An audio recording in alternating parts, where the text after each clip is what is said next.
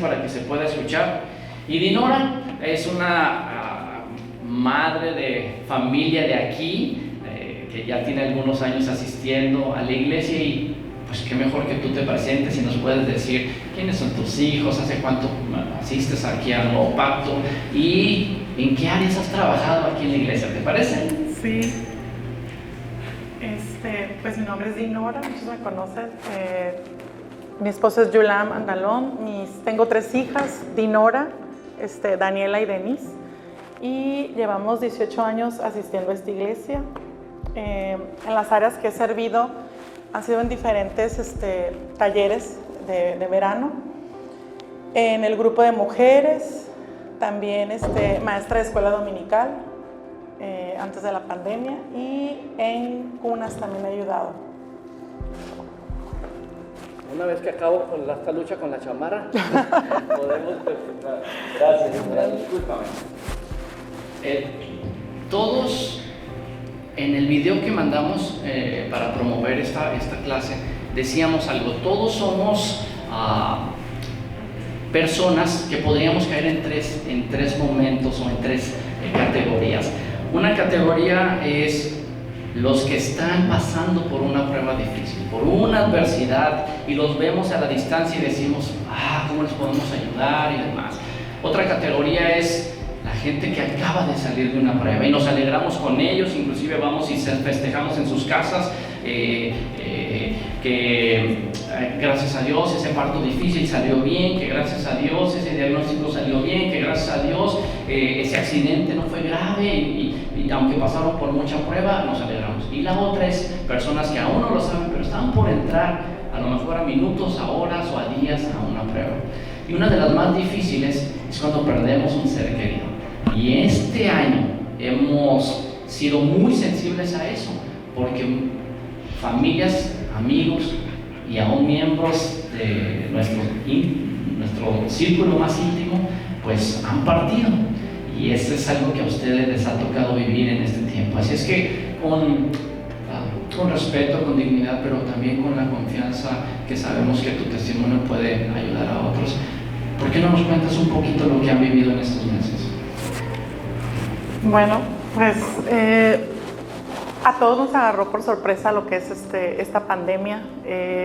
Fue muy difícil para mi familia, para sus hijos, para su esposo, el saber que mi mamá se había contagiado de COVID.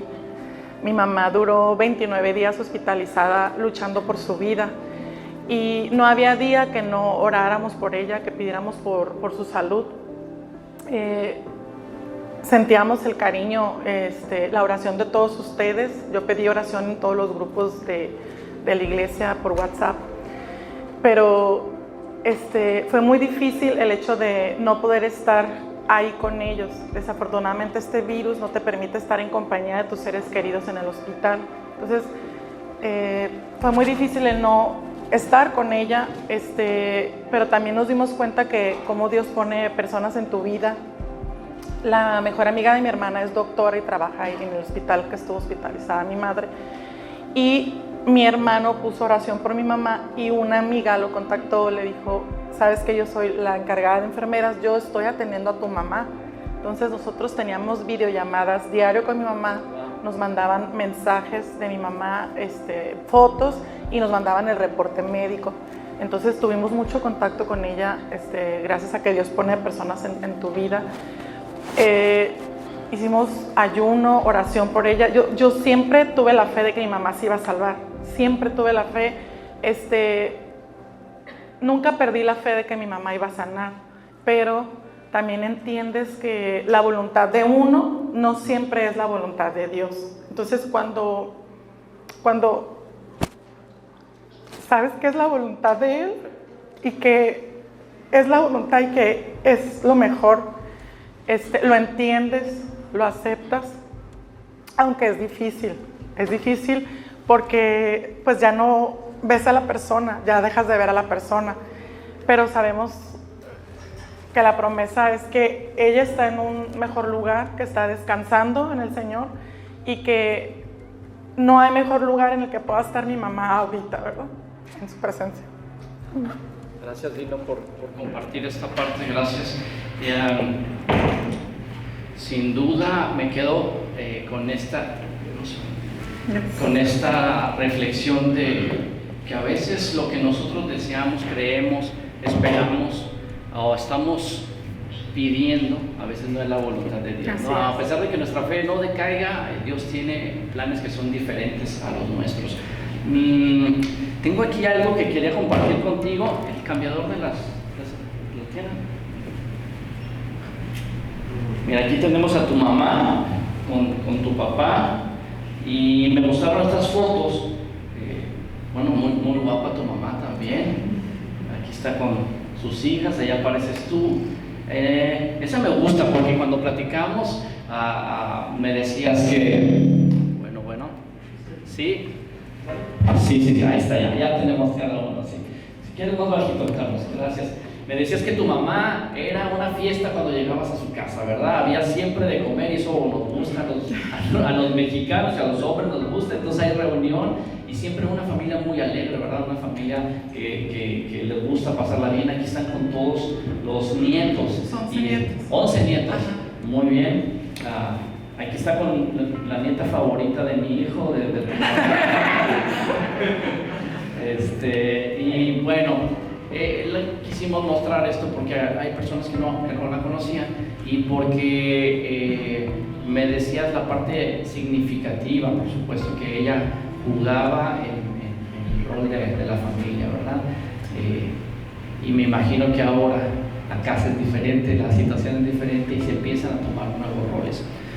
Cuando tú estuviste pasando por ese tiempo, ¿hubo algún salmo, alguna parte de la Biblia en la cual tú podrías ir a ella o te fortalecías en ella o algo que recordaras?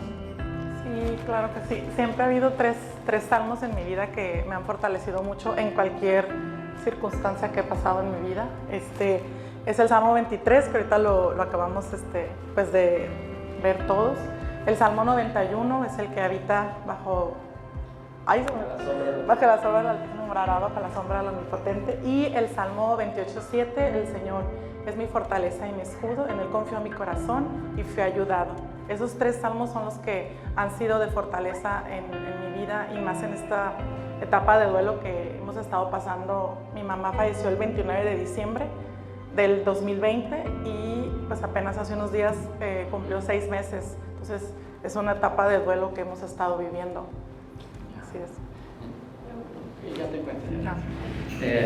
Sin duda, algunos de los salmos que ella dijo son banderas para familias que están aquí. Sin duda, recordar eso, morar bajo la sombra del Omnipotente, porque hay problemas en los cuales desafortunadamente ni siquiera tomamos en cuenta Dios. No lo necesitamos, casi le decimos, yo lo puedo resolver, yo lo puedo pagar, yo lo puedo... Pero cuando vienen esos problemas realmente en donde, ¿a dónde voy? ¿Qué hago? ¿Quién me ayuda? Ya no tengo una salida, no hay dinero que pueda comprar un día más, no hay dinero que pueda comprar salud o alguna situación así. Entonces hacemos expresiones como las que hizo David: ¿de dónde vendrá mi socorro? O sea, ¿de dónde vendrá mi socorro?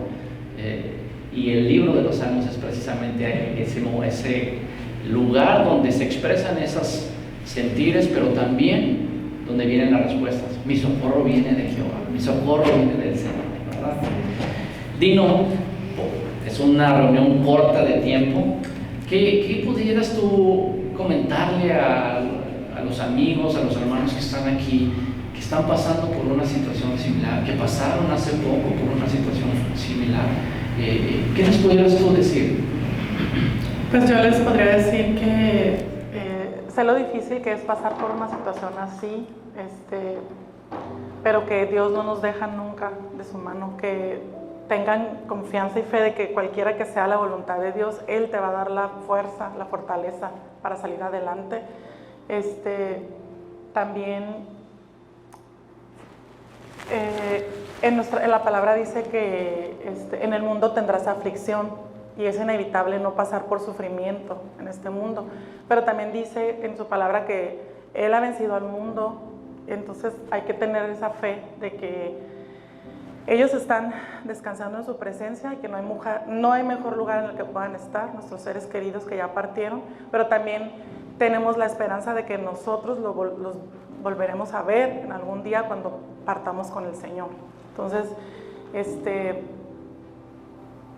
también cual sea que sea la situación que estén viviendo, hay que siempre estar con la fortaleza. O sea, Dios nos da esa fortaleza, no hay otra. Dios nos da esa fortaleza. Gracias a Él yo tengo la fortaleza, tengo la paz, mi familia.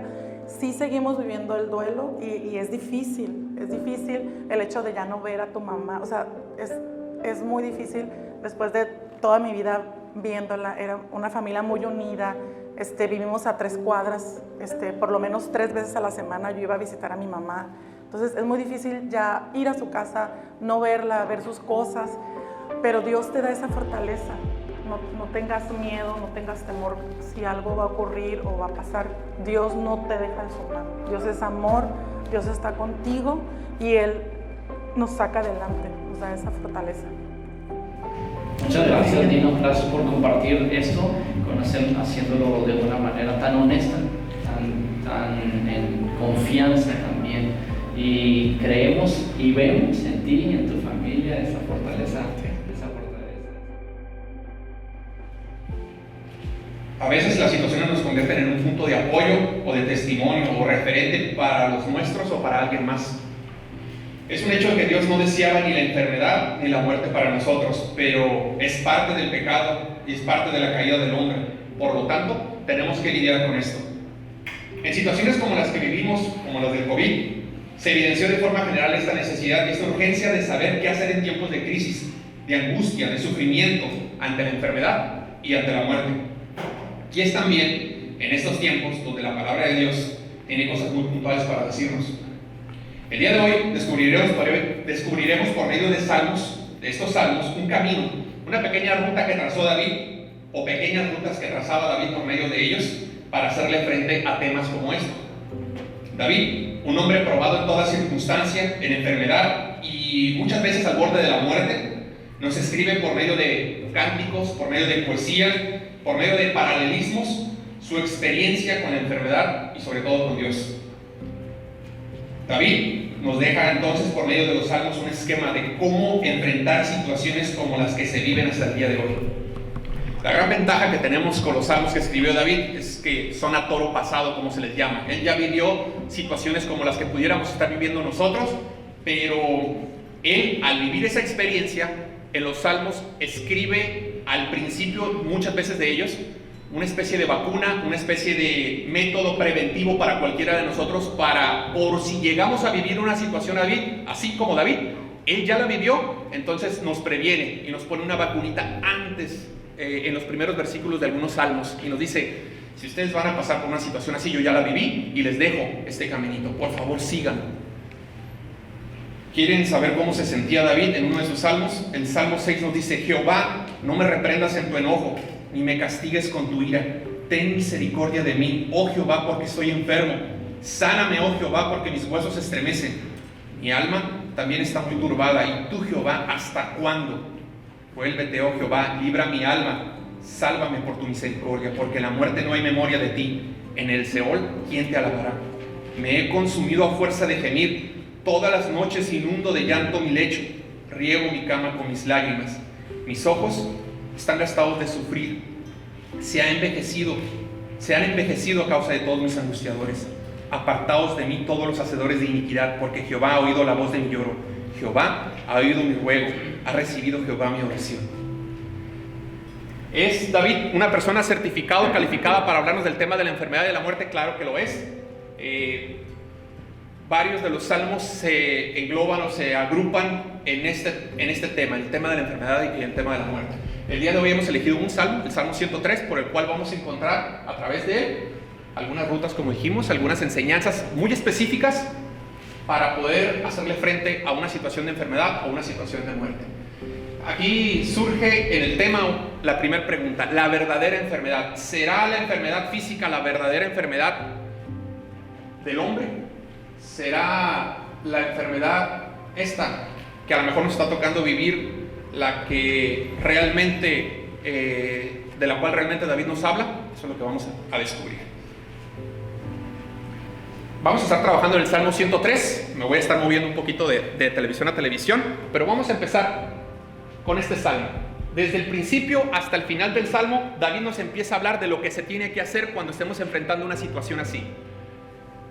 Para la poesía hebrea, las repeticiones generaban énfasis en una idea principal. La palabra bendice, el término bendice, me voy a poner aquí, se repite 7 veces en este salmo, desde principio a fin.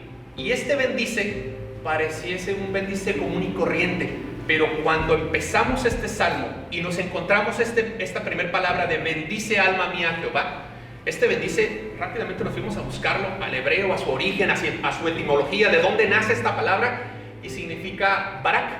Barak es una expresión de arrodillarse, de entregarse, de arrodillarse. Como cuando uno se arrodilla para reconocer la autoridad de alguien más, como cuando uno se arrodilla para dar respeto a alguien más, como cuando uno se arrodilla y entrega lo que uno es a esa otra persona.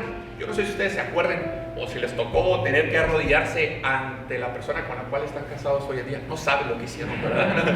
Entregaron todo lo que tenían en ese gesto de entrega, de sumisión y de reconocimiento hacia la otra persona. Esto fue lo que empezó haciendo David en este salmo.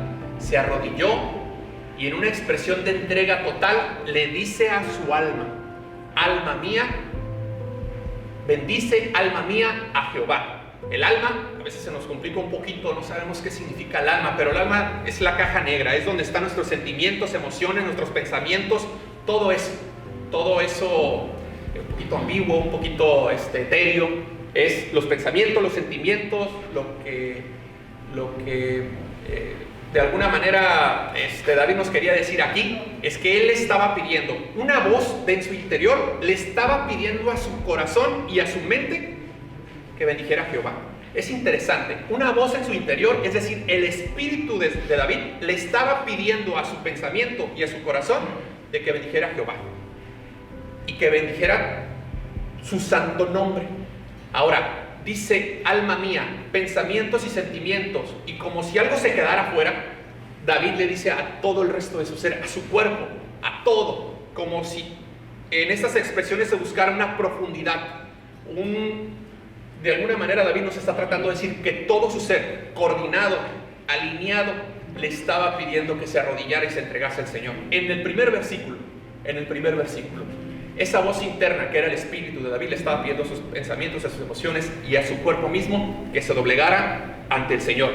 Cuando nos dice aquí todo su santo nombre y a todo lo que él representa, Dinora decía que se hiciera su voluntad. Ante eso también David se estaba automandando, se estaba exigiendo a él mismo, como si supiera que su cuerpo iba a generar resistencia, como si sus emociones generaran resistencia. A lo mejor un día se iba a decir, no quiero, hoy no me siento bien, David no estaba dando tregua a eso y se decía a sí mismo: alma mía, todo pensamiento, todo sentimiento, toda emoción, toda mi voluntad y todo el resto de mi ser, alíñense y bendiga y arrodíllese y entreguemos todo a nuestro Dios. ¿Puedo empezar en su santo nombre? Okay. Muy bien. Apenas el primer versículo, no sé si vamos a tener tiempo en el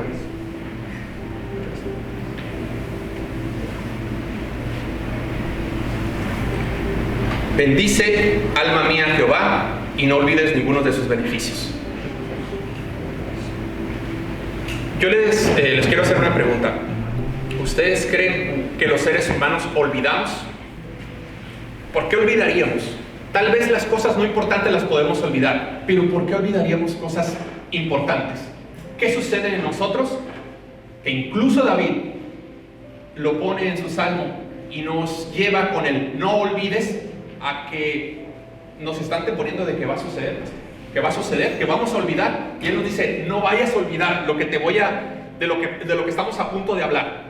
Primero, arrodíllate, eso se va a unir con lo segundo, pero no olvides ninguno de esos beneficios. Él sabía que iba a suceder esto, que íbamos a olvidar. Y una pregunta abierta para ustedes es: ¿por qué olvidamos? Tal vez lo sencillo se entiende, pero las cosas importantes, las que marcaron algo en nuestra vida, ¿por qué pudiéramos olvidarlas? ¿Alguien que quiera participar? Para no recordarlas.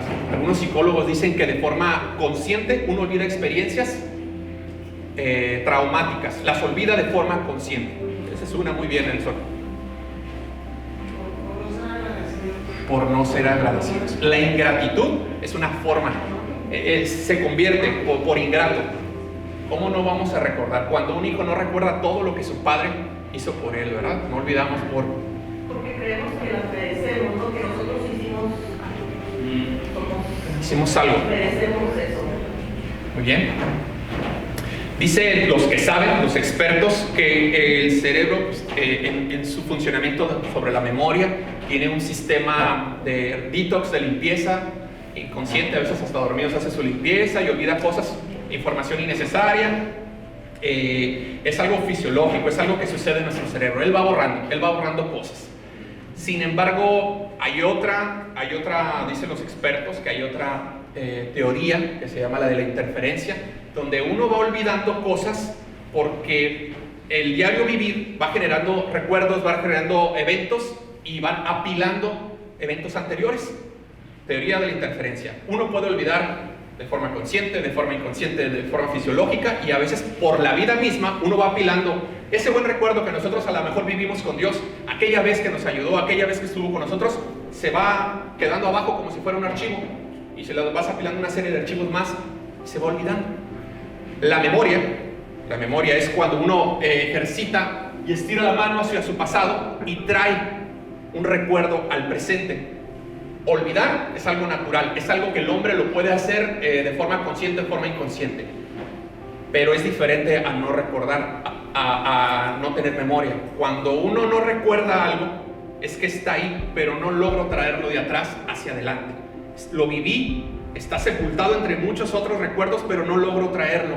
Aquí, en este salmo que tiene que ver con la enfermedad, que tiene que ver con la muerte, para David se vuelve fundamental para poder enfrentar una situación de enfermedad y de muerte, que lo vamos a ver un poquito más adelante, el que tengas esta actitud para con Dios y de que no olvides ninguno de sus beneficios. No olvidar algo es mantenerlo fresco, mantenerlo presente, vivo, al día. No olvidar es evitar que ese recuerdo se vaya. No lo mandas al archivo muerto, lo tienes tan claro, tan presente como si lo hubieras vivido ayer. La memoria tiene que ver con el recordar y todo eso es volver a vivir algo, pero eso requiere un esfuerzo, es tratar de volver a pensar, decir, híjole, sí es cierto, el Señor estuvo conmigo en aquella ocasión, entonces voy a reaccionar. El no olvidar te permite tener tan presente las vivencias que has tenido con Dios, que cuando venga una situación de crisis, de angustia, de dolor, de sufrimiento, de enfermedad, sepas cómo responder, porque lo tienes ahí presente, porque recuerdas que el Señor estuvo contigo en aquella ocasión y porque tienes las herramientas y los argumentos para hacerle frente a esa situación. No olvidar, dice David, no olvidar no es lo mismo a que te acuerdes, a que recuerdes. Tenlo fresco, tenlo presente, tenlo ahí contigo, te va a ayudar en estos tiempos. ¿Quién no experimentó, sobre todo en esta situación de COVID, y lo vuelvo a traer un momento? Yo recuerdo uno, mientras me estaba bañando, le platicaba a Cristina, mientras me estaba bañando, estaba pensando, ¿qué va a pasar si a mis papás les da esta enfermedad? Y estaba pensando, y tuve un periodo de tiempo donde decidí, y le doy gracias a Dios, encauzar mis pensamientos, mis dudas, y decir, va a suceder esto, tiene que suceder esto, y Dios es el que va a priorizar y va a encaminar todo lo que va a suceder. Pero tuve ese tiempo conmigo mismo donde tuve que encuadrar lo que estaba pensando. Si le hubiera dado más tiempo al temor, a la angustia, se hubiera tal vez apoderado de mí y no me hubiera ayudado a reaccionar. A veces uno se prepara a lo largo de su vida para un momento, para ciertos momentos. Nosotros hemos estado escuchando del Señor, escuchando de su palabra, que Él está con nosotros, que Él va delante de nosotros. Entonces, toda esa enseñanza tendría que estar presente en este momento y sobre todo en tiempos de crisis para poderlo enfrentar. No lo olvides, dice David, no lo olvides, no olvides ninguno de sus beneficios. Algo que me llamó mucho la atención en los salmos fue el Salmo 77. David le llama a esto de no olvidar enfermedad mía, como si esta fuera la verdadera enfermedad. Fíjense nada más, aquí les puse el Salmo 77 y dice, enfermedad mía es esta, traeré pues a la memoria los años de la diestra del Altísimo. Me acordaré, haré memoria, meditaré. David nos habla aquí de que lo llama enfermedad. El tenerse que acordar. Digo, híjole, o sea, estoy enfrentando una situación. En el 77 también estaba en una situación. Me tengo que estar acordando de esto. Y como no me estaba acordando, dije, enfermedad mía es esta. ¿Cómo llegué a esta conclusión? En el 77, versículos antes. En el 6 dice, meditaba en mi corazón y mi espíritu inquiría, desechará el Señor para siempre y no volverá a hacernos propicio. Ha cesado para siempre su misericordia, se ha acabado perpetuamente su promesa. David, lleno de dudas. David se dio cuenta de que si olvidaba, entraba una enfermedad de él, y la enfermedad era dudas. Empezaba a cuestionarse cosas. El Señor siempre había estado con él, pero cuando David olvidó, empezó a cuestionarse cosas. Ha cesado para siempre su misericordia conmigo, se ha acabado perpetuamente su promesa. ¿Ha olvidado Dios en tener misericordia de mí? Dije, enfermedad mía es esta, traeré pues a la memoria los años de la diestra del Altísimo. Me acordaré de las obras, sí, haré yo memoria de tus maravillas antiguas. David había encontrado que olvidar lo que había vivido con Dios le traería una enfermedad, la enfermedad del olvido. Bendice, alma mía, Jehová, y bendiga todo mi ser su santo nombre. Bendice, alma mía, Jehová, y no olvides ninguno de sus beneficios.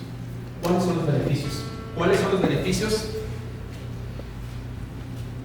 de los que habla David? Cuando vemos estos versículos en el Salmo 103, nos damos cuenta que es una especie de escalera, es una especie de peldaños que nos llevan desde lo más profundo de un hoyo hasta lo más alto. Incluso maneja aquí el término águila, desde lo más profundo de un hoyo hasta lo más alto como un águila. David nos dice en estos versículos que los beneficios de Dios, de estar con Dios, de arrodillarse y entregar mi ser a Dios, van desde perdonar mis pecados hasta rejuvenecerme como el águila. David, en una especie de paralelismo, es decir, nos pone en el primer versículo, en la primera estrofa, nos dice el peldaño más importante de esta escalera y el que más necesitamos en el tema de enfermedad y de muerte. Si nosotros tenemos un ser querido que está al borde de la muerte, que está enfermo, que hay un sentido de urgencia, que necesito darle palabra, que necesito darle un consejo, ¿qué podría hacer según el Salmo 103? Recordarle los beneficios del Señor, no sin antes enmarcar lo rojo, enmarcar una situación crítica de la cual también nos habla David en medio de los beneficios. David, en estos versículos nos habla de un hoyo y de un rescate. ¿Qué tiene que ver un rescate y un hoyo en medio de un tema de muerte y de enfermedad? ¿Por qué tendríamos que hablar de esto en medio de una situación donde a lo mejor me dirías, José Luis, a mí háblame de cómo sanar, cómo orar para que la persona sane? ¿Qué tiene que ver esto? ¿Por qué David está hablando de un rescate y de un hoyo en medio de una situación tan crítica? Necesito hablar que me digas de otras cosas. Mira, en el segundo lugar está que el Señor sana a los dolencias. Yo con eso me quedo. Yo quiero que mi familiar, mi ser querido, sane y salga de esta. No hablemos de nada más. No, David se va al meollo del asunto, al punto central. Y este hoyo del que habla David y lo marca como el mayor o el más grande o el más crítico de los beneficios, nos habla, yéndonos otra vez al hebreo, que se llama chakar. Este hoyo es muy interesante porque aquí se divide en dos puntos: es la muerte física y la muerte espiritual del hombre. Estamos en un estado de hoyo. Hay hombres que no sabemos o que no saben que están en un hoyo, y el hoyo, buscando a través de la Biblia, lo representa como una caída, lo representa como un lugar donde no se puede salir. El hoyo se representa como el abismo, como las fauces de algo, como una gran trampa, como ese abismo que se generó por el pecado. ¿Se lo pueden imaginar? Un hoyo profundo. De hecho, la Biblia habla de que hay oscuridad, hay ceniza y hay confusión en este hoyo. El hombre, dice David en este versículo, que se encuentra en una condición de hoyo, y no nada más eso, se encuentra en una condición, en una necesidad de ser rescatado. Al hablar de enfermedad y de muerte, tenemos que hablar de esta situación con nuestro enfermo, con la persona que está en esa situación. Hablemos de ese hoyo. Abismo, confusión, no saber qué hacer. Yo recuerdo, le platicaba a Fred, le platicaba a Fred en la semana, que cuando tenía, en 1985, cuando tenía 5 años de edad, iba al kinder, Ana María Verdad, quiero Chilpancingo, allá por 5 años, buen mozo, mi trajecito blanco, primer día de clases, casi ropón de esos de bautismo, blanco, y mi loncherita de He-Man y los maestros del universo, bien armado para ir a mi primer día de kinder. Lo recuerdo muy bien, esa parte sí la recuerdo. Recuerdo que salíamos a las 12 y recuerdo que el primer día, mi mamá no me deja olvidarlo, el primer día de clases a las 12:05 yo sentí que mi mamá ya me había abandonado, porque todos los niños empezaron a ir y mi mamá no venía por mí. 12:05, en 5 minutos me bastaron para sentir que mi madre ya me había abandonado, y empecé como niño valiente a hacer lo que hace un niño valiente, a llorar. Empecé a caminar, esa caminata triste y larga,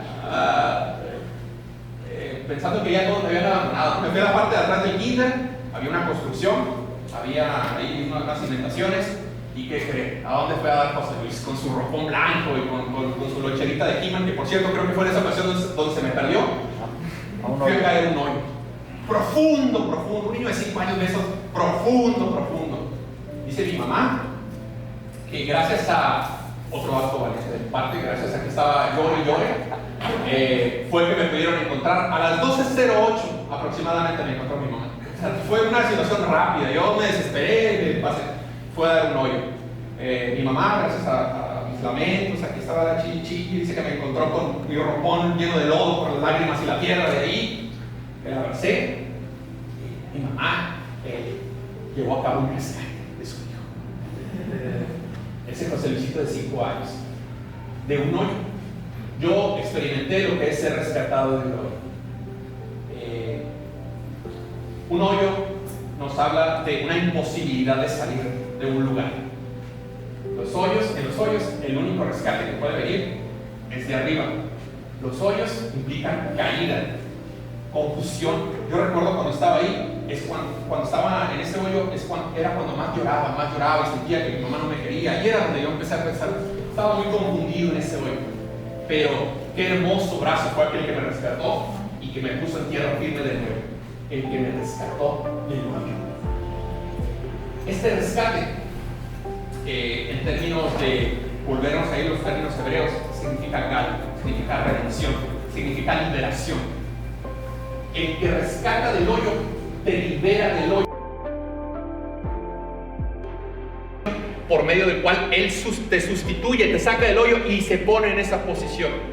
El que te rescata te brinda una ayuda al que está en el hoyo. ¿Cómo es ese rescate, Efraín? ¿Lo tienes? Hay unas preguntas que nos tendríamos que contestar. Ayúdanos, Efraín, porque este rescate, aquí está la clave de lo que nos está diciendo David.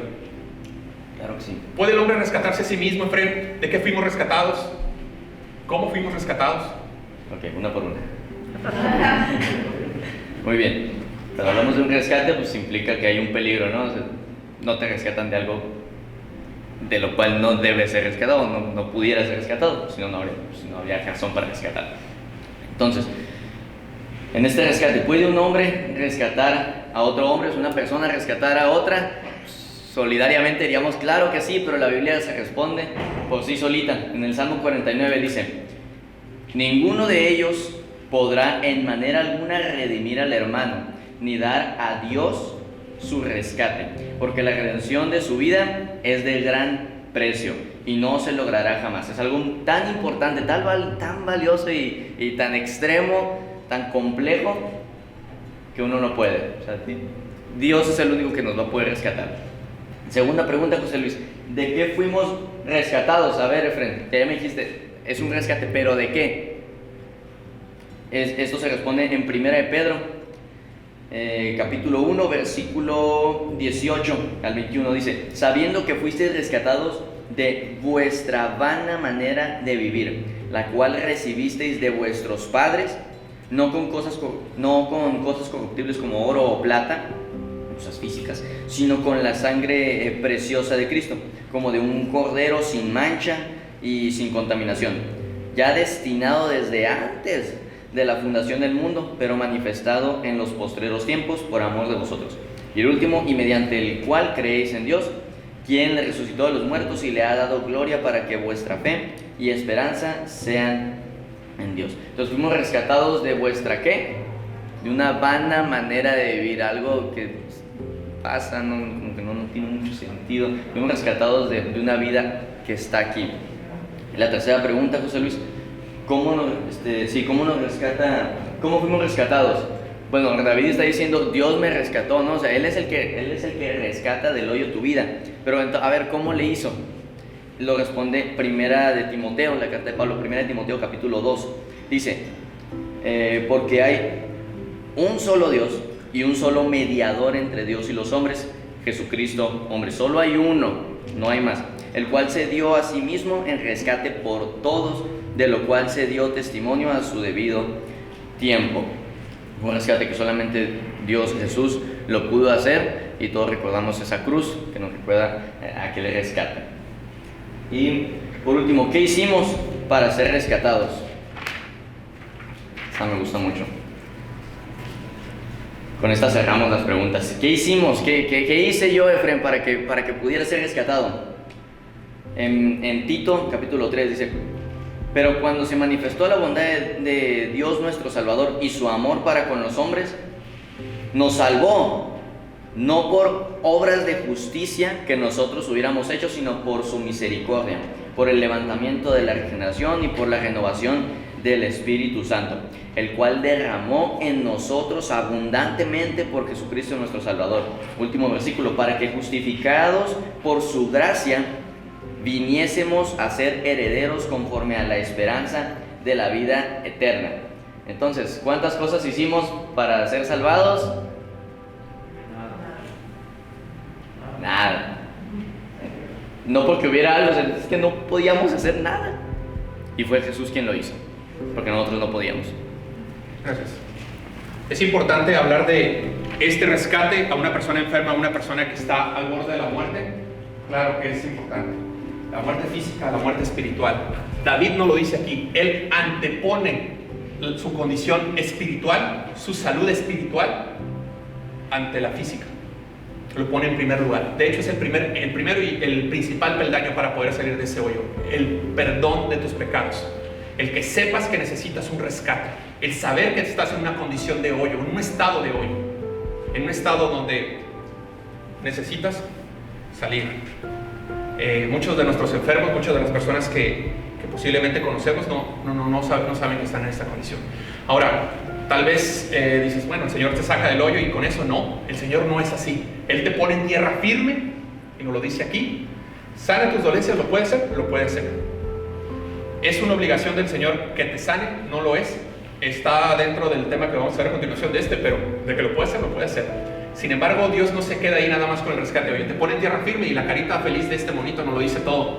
Corona de favores tu vida, sacia de bien tu boca, esa salud emocional, esa salud interna que hace que tú lo puedas manifestar. Y sobre todo, esto me encanta, rejuveneces como el águila. De estar en lo más profundo de algo, en las fauces. De hecho, Jonás, cuando nos dice que está, lo hace referencia al abismo y a una trampa como si estuviese en la boca del pez. Sales de esa boca del pez, sales de ese abismo, te pones en tierra firme y no nada más el Señor te logra eso en tu vida, sino que rejuveneces como el águila. Y esta es una alegoría, esta es una forma de decir esa restauración en tu persona. No sé si ustedes recuerden, pero las águilas a los 40, 50 años de edad quebran su pico y con un pico nuevo empiezan a quitarse su plumaje para volver a vivir 30, 40 años más en un sistema de rejuvenecimiento natural. Entonces, es importante este tema que recalca David en su salmo, claro que lo es.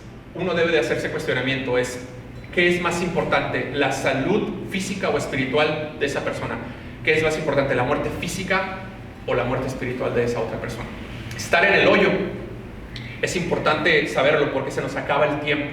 Viene la muerte física, y si viene la muerte física y la persona no sabía de la necesidad de un rescate, no va a alcanzar a llegar a esto. Por eso es importante compartir y hablarle a nuestra persona enferma de esta necesidad.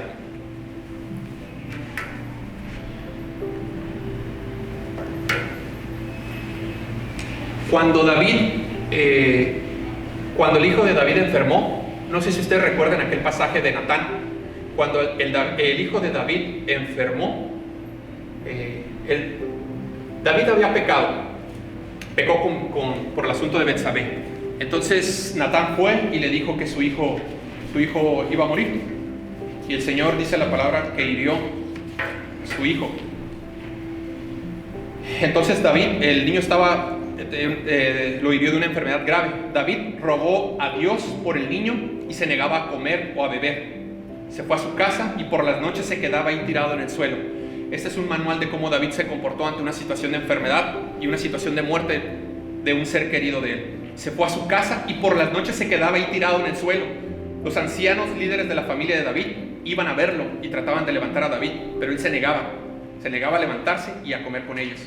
Cuando el niño murió, al 7º día, los siervos de David tenían miedo de darle la noticia a él, porque pensaban que podría hacerse algún daño a sí mismo al recibir la noticia, ya que no les había escuchado nada cuando el niño aún vivía. Pero al ver David que sus siervos murmuraban, comprendió que el niño había muerto. Así que les preguntó a sus siervos: ¿ha muerto el niño?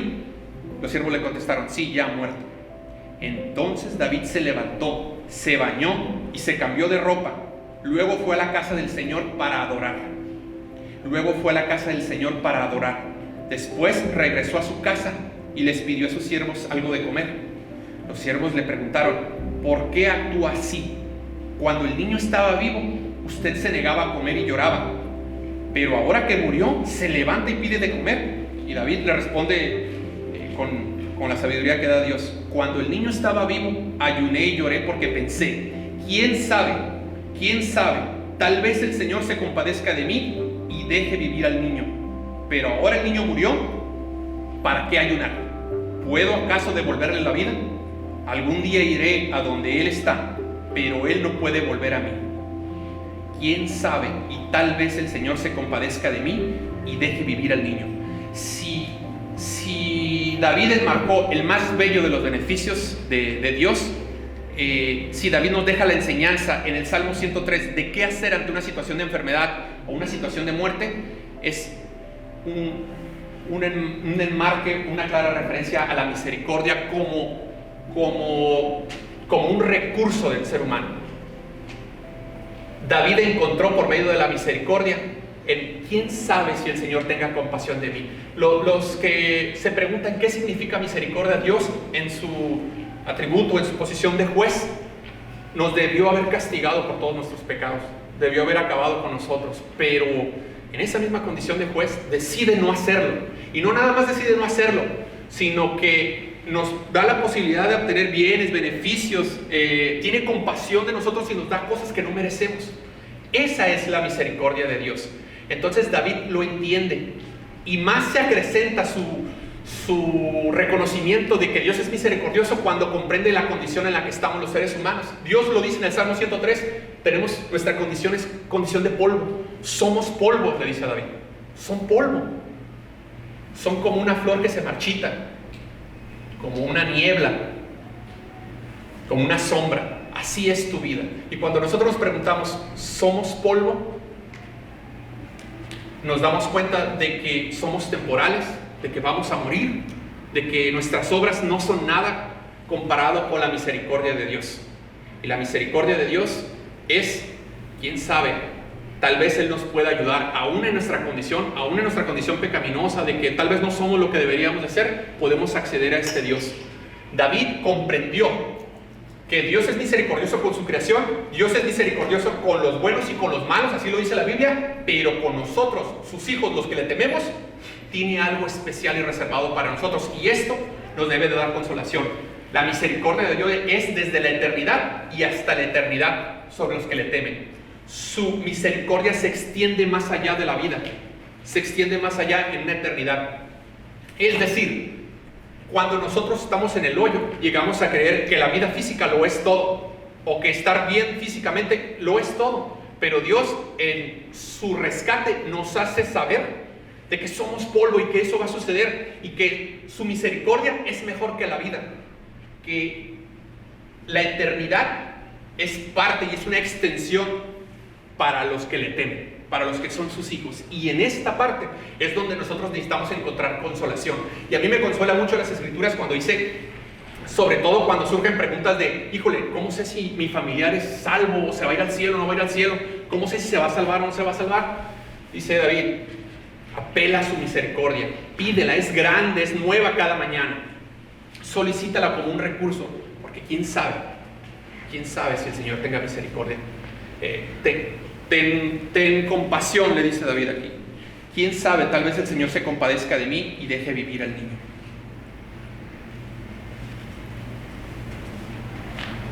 Si nosotros necesitamos un buen argumento, un argumento sólido para poder arrodillarnos ante el Señor y entregarle todo lo que somos, apoyémonos en sus beneficios. Sus beneficios, el beneficio fortalece mi intención de arrodillarme, y arrodillarme fortalece mis beneficios. A lo mejor alguno de ustedes va a decir, no, yo no me puedo arrodillar, si yo no comprendo esta parte, pídeselo a Dios, porque Él es el único que puede decirle a su alma que se puede arrodillar ante Dios. La misericordia es el punto principal de consolación de David. Él reconoce a Dios como Padre de misericordias y Padre de consolación.